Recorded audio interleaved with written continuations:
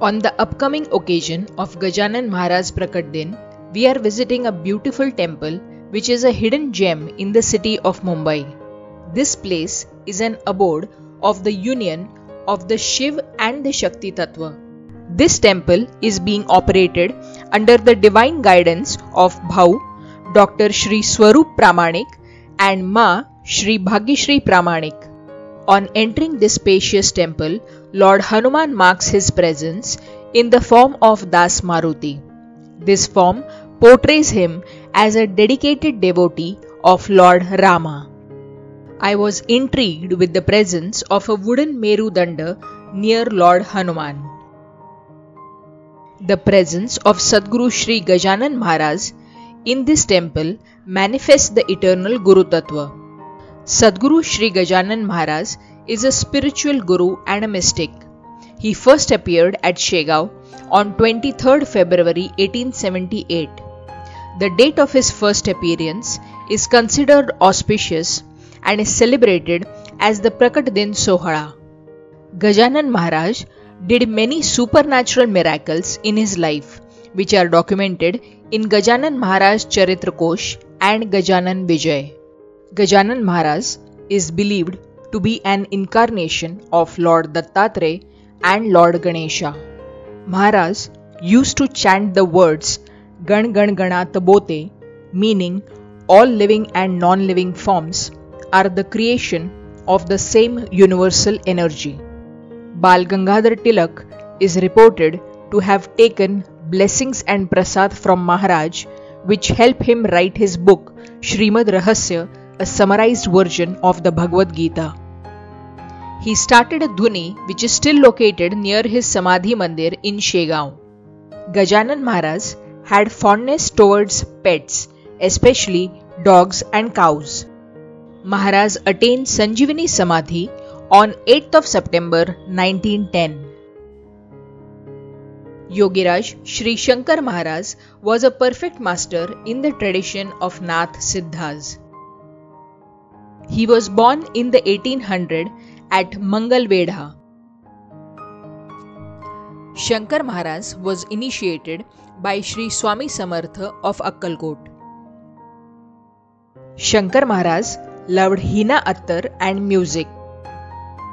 In Kashi, Shankar Maharaj is called Khichdi Baba, as Maharaj cherished tea, bhajiyas and khichdi.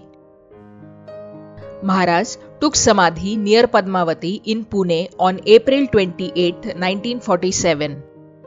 The main attraction of this temple is the Rajarajeshwari Vishwamohini Tripura Sundari Devi.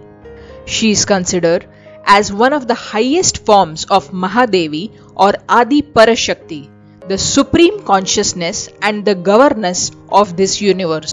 She holds a pasha, ankusha, arrow and a sugarcane bow in her four hands.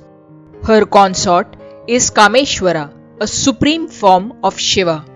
She is the third Devi among the Mahavidyas. Her manifested idol was installed in this temple on 28th March 2022. The Devi's idol was sculpted by Dr. Arun Yogiraj, who made the famous Ram Lalla idol of Ayodhya Ram Mandir. The Shri Yantra is considered as the subtle form of Tripura Sundari Devi. The three-dimensional pyramid of the Shri Yantra is also known as the Shri Meru.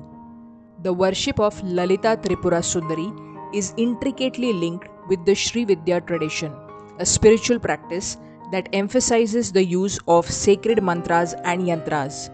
माझे सद्गुरू doctor स्वरूप प्रामाणिक, ज्यांना आम्ही भाऊ म्हणतो, त्यांच्या आज्ञेने मी श्री विद्येबद्दल अगदी थोडक्यात तुम्हाला सांगेन. महाराजांच्या अनुग्रहाने आमच्या सद्गुरू मा म्हणजे सौभाग्यवती भाग्यश्री प्रामाणिक यांनी श्री परंपरा सुरू केली भाऊनी आणि मानी. आणि जी श्रीविद्या ही आपल्या सनातन धर्माचा एक अविभाज्य आणि खूप मोठा भाग आहे, प्राचीन भाग आहे, एक महाविद्या आहे.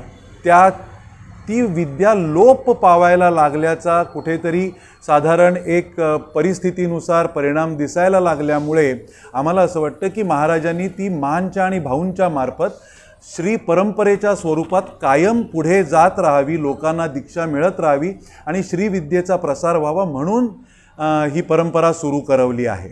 श्री परंपरा ही या मठामध्ये महाराजांच्या अनुग्रहामुळे मानी श्री परंपरेची सुरुवात केली, मा आणि भाऊंनी, आणि तो अधिकार महाराजांनी माना दिलेला आहे श्री परंपरेच्या मार्फत श्री विद्येची दीक्षा देण्याचा। आणि अगदी खरं सांगायचं तर कुणाला ही दीक्षा द्यायची, त्या साधकाची तयारी कितपत कशी आहे हे सगळं ठरवण्याचा अधिकार हा सद्गुरूंचा असतो, म्हणजे अर्थातच आमच्या मा आणि भाऊंचा असतो।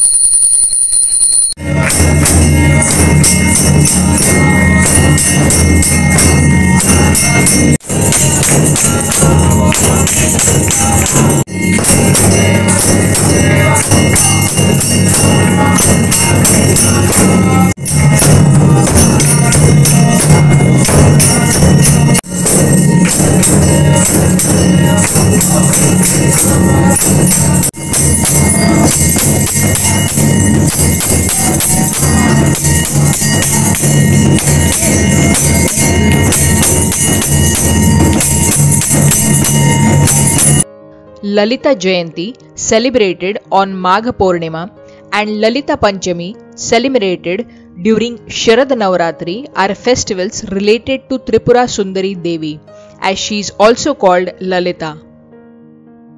According to the Tripura Rahasya, only goddess Tripura Sundari existed before the beginning of the universe. She created the Trimurti, Brahma, Vishnu and Shiva, and then began the creation of the universe. This temple premises also has a small temple dedicated to Vasuki, the king of the Nagas. Vasuki is always depicted as the ornament around Lord Shiva's neck. Vasuki also played an important role in the Samudra Manthan. Do visit this beautiful temple to experience divine grace and positive vibrations. किती सांगू आणि किती नको असे गेल्या 12 वर्षातले अनुभव आहेत। मला आपल्या सगळ्या म्हणजे चुलबुली ॲश अँड अमू या तुमच्या यूट्यूब चॅनेलच्या माध्यमातून सगळ्या सश्रद्ध लोकांना किंवा अश्रद्ध लोकांना सुद्धा हे सांगायला खूप मनापासून आवडेल। मी माझे अनुभव सांगेन, मी अगदी बेसिक सांगायचं ना तुम्हाला तर सगळ्या आपल्या चॅनलच्या प्रेक्षकांसाठी सगळ्यात महत्त्वाची गोष्ट मला सांगावीशी अशी वाटते की सद्गुरू प्राप्ती, मला सद्गुरूंची प्राप्ती व्हावी म्हणून शोधता येत नाहीत, ते शोधून सापडतही नाही। सद्गुरूंनी तुम्हाला बोलवून तुम्हाला शिष्यत्व बहाल करावं लागतं।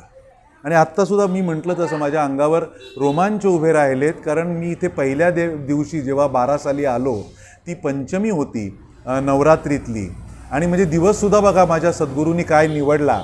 तर पंचमीला मला इथे पहिल्यांदा माझ्या सद्गुरूंचं म्हणजे समर्थ सद्गुरू श्री गजानन महाराज, शंकर महाराज, तेव्हा तर देवीची स्थापना इथे झालेली नव्हती, देवीचा विग्रहही तयार झाला नव्हता, पण भाऊ आणि मांचं दर्शन मला पहिल्यांदा त्या दिवशी मिळालं। आणि मी खरंच सांगतो की मी दादरला राहतो, हा मठ गोरेगावात आहे, आम्ही पिढीजात स्वामी समर्थांचे भक्त, पण मला स्वामींनीच इथे पाठवलं, कारण मला सद्गुरू प्राप्ती होणं त्यांना अपेक्षित होतं। आणि भाऊनी आणि मानी बोलावून घेतल्यानंतर मी इथे जेव्हा पहिल्यांदा आलो त्यावेळेला अक्षरशः 2 मिनिटामध्ये भाऊनी माझी चौकशी केली, मी काय करतो काय नाही, आणि मग त्यांच्या संपर्कातले माझ्या क्षेत्रातल्या 1-2 लोकांची नावं घेऊन की यांना ओळखता का वगैरे एवढंच झालं। आणि मला शूटिंगला जायचं होतं म्हणून मी भाऊंची आज्ञा घेतली, त्यांच्या पायावर डोकं ठेवून। प्रत्येक वेळेला प्रत्येकाच्या पायावर डोकं ठेवावं असं वाटत नाही, ती उर्मीच येत नाही, पण त्या दिवशी ती कदाचित स्वामींची महाराजांची इच्छा होती की मी माझ्या सद्गुरूंच्या पायावर डोकं ठेवावं, की जे मला खरं म्हणजे माझे सद्गुरू आहे ते माहीतच नव्हतं. पण मी निघाल्यानंतर मात्र आमच्या भाऊनी 2 शब्द उच्चारले आणि त्याच्यामध्ये इतकी माया, इतकं प्रेम आणि इतकं आपलेपण होतं. ते फक्त म्हणाले या परत. आणि मंडळी, मी तुम्हाला खरंच सांगतो, त्यानंतर गुरुवारी आणि रविवारी आम्ही सगळेजण इथे साधक आणि महाभाऊंचे शिष्य आणि महाराजांचे भक्त इथे जमतो. महाराजांचं दर्शन असतं. तुम्ही या आणि इथली पॉझिटिव्हिटी, ज्याला आपण स्थान महात्म्य म्हणतो, प्रत्येकाच्याच अंतर्गत महाराजांचा वास आहे, देवीचा वास आहे. ह्या स्थानाचं महत्त्वच हे आहे की इथे साक्षात समर्थ सद्गुरू श्री गजानन महाराज, साक्षात समर्थ सद्गुरू श्री शंकर महाराज, श्री शंकराची पिंडी आणि आता तर इथे राजराजेश्वरी विश्वमोहिनी महात्रिपुर सुंदरीचं अधिष्ठान ज्या जागी आहे, ते असं एकमेव स्थान आहे महाराष्ट्रातलं की जिथे स्वतः साक्षात राजराजेश्वरी महात्रिपुर सुंदरी विराजमान झालेली आहे. त्यामुळे ह्या स्थानाचं महत्त्व हे इथे येऊन ह्या सगळ्या संतांचं आणि राजराजेश्वरीचं दर्शन घेतल्याशिवाय तुम्हाला कळणारही नाही आणि पटणारही नाही. जरूर या. BEST नगर, गोरेगाव वेस्ट, सिद्धार्थ कॉलनी. नमस्कार.